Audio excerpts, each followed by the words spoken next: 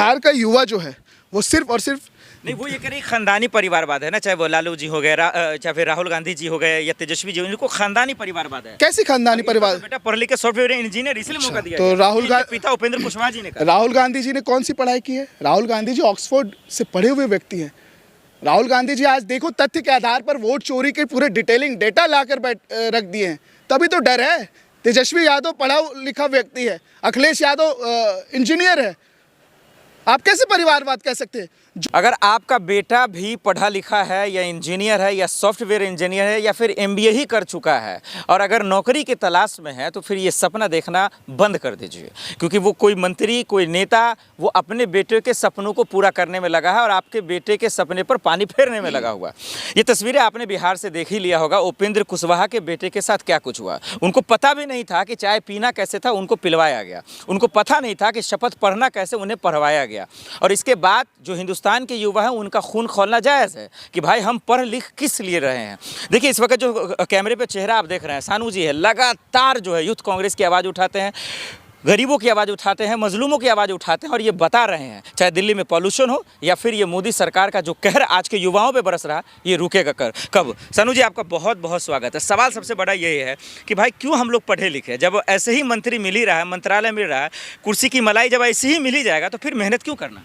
सबसे पहली चीज़ कि भाजपा शुरुआती दौर से एक टिप्पणियां करती थी परिवारवाद, लेकिन आज मैं वही पूछना चाहता हूं कि बिहार में जो व्यक्ति बाहर से पढ़कर आता है, जिसको खुद नहीं पता होता है कि कल मुझे क्या पद मिलने वाला है, जिसने अपने कुर्ते भी नहीं सिलाए हुए रहते हैं, उनको खुद नहीं पता होता कि मुझे कल क्या हमारे पिता ओमकार कुशवाहा जी की तरफ से मिलने वाला है।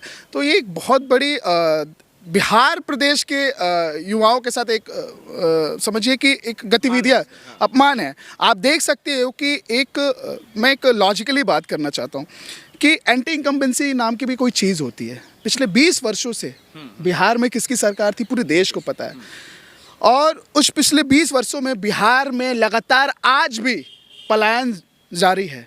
वहाँ के युवा IAS IPS बनते हैं, पढ़ाई लिखाई करते हैं, एक माँ बाप अपने बच्चों को पढ़ाने में कई लाख रुपए लगा देते हैं और वो मेहनत की कमाई होती है। लेकिन बिहार में बैठे सत्ताखोरी जो वोट चोरी के तहत अभी सरकार बना है, जिनको मैं बिहार के सरकार को धन्यवाद नहीं कहना चाहिए, उनको मोदी जी को भी धन्यवाद नहीं कहना चाहिए, उनको धन्यवाद कहना चाहिए ज्ञानेश कुमार जी को, क्योंकि उनके तहत आज बिहार में सत्ता में बैठे हुए लोग हैं और जिनके तहत युवा जो है, युवा पीढ़ी, बिहार की युवा पीढ़ी के अंदर एक गुस्सा है कि उस व्यक्ति को आप मंत्री पद का दर्जा दे रहे हैं जिसने कोई इलेक्शन भी नहीं लड़ा, जिसको राजनीति का राह भी नहीं पता, जिसने अपने एक मोहल्ले में किसी सोशल वर्क में इन्वॉल्व नहीं रहा।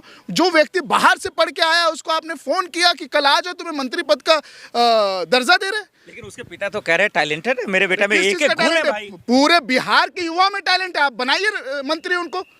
बिहार के युवा सिर्फ पलायन के लिए है? बिहार के युवा जो पढ़ लिख कर रोडों पर अपनी शिक्षा अपनी नौकरी की मांग करते हैं, उनको पिटाई के लिए बिहार के युवा है? कहाँ है वो मंत्री का जवाब है? तो और कहाँ गए भाजपा वाले जो परिवारवाद का टिप्पणियां दिया करते थे? अमित शाह के बेटा जय शाह को देख सकते हैं आप, जिनको क्रिकेट का सी भी नहीं पता है, वो आज ICC के चेयरमैन बने हुए हैं। तो असल में परिवारवाद तो भाजपा के अंदर है, असल में परिवारवाद तो एनडीए के अंदर में है।